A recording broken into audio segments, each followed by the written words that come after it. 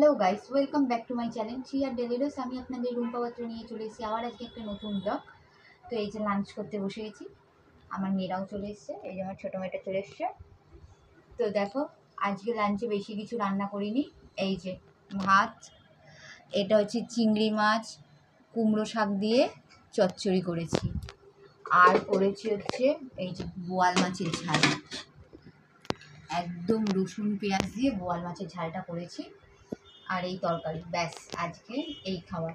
আজকে আমাদের পাড়াতে গণেশ পুজোর জন্য খাওয়া দাওয়া করিয়েছে, কিন্তু আমাদের বাড়িতে কেউ যায়নি খেতে, কারণ আমি তো বাড়িতে রান্না করেছি, কারণ আমি যাই না।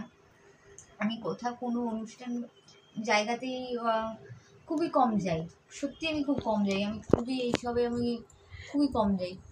যাই হোক, বাড়িতে আমার জন্য প্রসাদ নিয়ে আসে, বাড়িতে আমি প্রসাদ খাই, প্রসাদ নিয়ে কোনো ইসে না, কিন্তু ওরকম ক্লাবে খেতে টেতে যাওয়া আমি খুবই কম যাই। আর বিশেষ করে ওই সব জায়গায় না বেশি সমালোচনা হয়, সেই সব দিক থেকে আমি প্রচণ্ড এড়িয়ে চলি। আর আমি যাই না, আমি খুবই কম অনুষ্ঠান বাড়িতে যাই, আমার মেয়েদের পাঠাই। তো চলো, আমার মেয়েরা তো যেহেতু আজকে স্কুল ছিল, মেয়েরাও যায়নি, বাড়িতেই রান্না করেছি। মা বলে দুধ, মেয়েরা যখন, আমার ছোটো মেয়ে যেহেতু স্কুল ছিল, আমার ছোটো মেয়ে যারা, আমার মা কোথাও যেতে যায় না, যেটা আমার মাও যায়নি, স্কিপ করে গেছে। সব সন্ধ্যাবেলা ভোগ ফোগ নিয়ে আসা হবে, সন্ধ্যেবেলা যে গণেশ চতুর্থী আরতি পরে যে ভোগটা হবে সেটা বাড়িতে নিয়ে আসা হবে। আর হ্যাঁ, তোমাদের সাথে গণেশ পুজোর আমি কিছু প্যান্ডেল, আমাদের এখানে কেমন পুজো হচ্ছে আমি কিছু তোমাদের সাথে শেয়ার করব, সেটাও দেখো কেমন হয়েছে জানিও। তো চলো, লাঞ্চটা করে নিই, অনেক বকে নিয়েছি, খিদেও পেয়েছি। তো গাইস, রাতের ডিনারে আজকে একদম সিম্পল, এই দেখো ধোয়া ওঠা গরম গরম ভাত আর ডাল মাখা। ব্যাস, আমার মেয়েরা এই খাবে আজকে, কারণ দুপুরবেলা না খাবারটা একটু রিচ হয়ে গেছে, বোয়াল মাছ তারপরে চিংড়ি মাছ একটু রিচ হয়ে গেছে। মেয়েরা বললো যে হালকা পাতলা খাবে, মাম্মা এর থেকে বেশি আর খাবো না। তো চলো, আমি এই ডালটা এখন মাখবো, মেয়েদের ভাতটা বেড়ে দিয়েছি, ডালটা শুকিয়েছি, এবার এই শুকনো লঙ্কা পেঁয়াজ দিয়ে মাখবো, আর একটু ঘি নিয়ে নেবো, ব্যাস এটাই আমাদের বেস্ট অ্যান্ড বেস্ট খাবার। তো চলো, সবাই ভাবতে পারো যে আপনারা তো দুদিন অন্তর অন্তরই খান। হ্যাঁ খাই ভাই, সত্যি খুব ভালো লাগে। যারা খাও না তারাও খেয়ে দেখো, একটু সরষের তেল নিয়ে এসো, যারা খাও না তারা খেয়ে দেখো, সত্যি প্রচণ্ড ইয়াম্মি লাগে। ঠিক আছে, ওই রোজ রোজ চিকেন টিকেন তো খাই, ওই সব থেকে এটা যেন বেস্ট অ্যান্ড অমৃত। তো চলো, বসে গেছে খেতে। এই যে খুব কমই আমার বড় মেয়ে আসে ক্যামেরাতে, যখন মাঝে মাঝে রিল শ্যুট করা হয় তখন তোমরা আমার বড় মেয়েকে দেখো। এই যে আমার ঘরে লেজ কাটা, লেজ বিশিষ্ট একটা বেবি।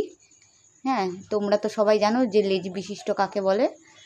চুলটাকে একটু তেল ঠেল দিয়ে বেঁধে দিয়েছি, কারণ খুবই খারাপ অবস্থা হয়ে গেছিলো চুলটার ওর। এই যে দুপুরে লাঞ্চ করতে বসে গেছি, দুপুর নয় এখন ঠিক বিকাল, তোমরা জানোই আমরা দেরি করে লাঞ্চ করি, কারণ আমাদের ব্রেকফাস্টটাও হয় দেরি করে। তো চলো, এই যে লাঞ্চ করতে বসে গেছি, মেয়েকে খাওয়ার বেরিয়েছি। আজকে এখনো ছোটো মেয়ে আসেনি, টাইম হয়নি অবশ্য, আজকে একটু ওর আসার আগেই বসে যাচ্ছি, খিদে পেয়ে গেছে। চলো, আজকে বেশি কিছু করিনি, এই যে মোচা করেছি চিংড়ি মাছ দিয়ে, দেখতেই পাচ্ছ। মোচাগুলো না কীরকম, এখন যে মোচাগুলো পাওয়া যায় একদম একদম একটু কলার মতো সাইজে মোচাগুলো এখন বিক্রি হয় বাজারে, ওই রকম মোচাটা করেছি চিংড়ি মাছ দিয়ে, একদম ঝাল ঝাল করে।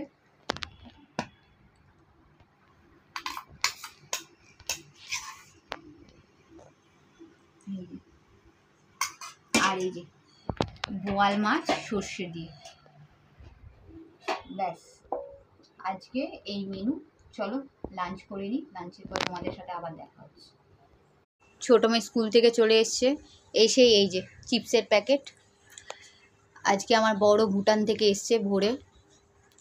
তো দেখো, এই ব্লগটা অনেক হয়েছে, যদি ব্লগটা ভালো লেগে থাকে, কালকে কোনো ব্লগ আসেনি, আমি জানি কালকে দিতে পারিনি। তো আজকে ব্লগটা এখানেই এন্ড করছি। যদি ব্লগটা ভালো লেগে থাকে তাহলে লাইক, শেয়ার এবং সাবস্ক্রাইব করে দেবে। কমেন্ট করতে কিন্তু ভুলবে না।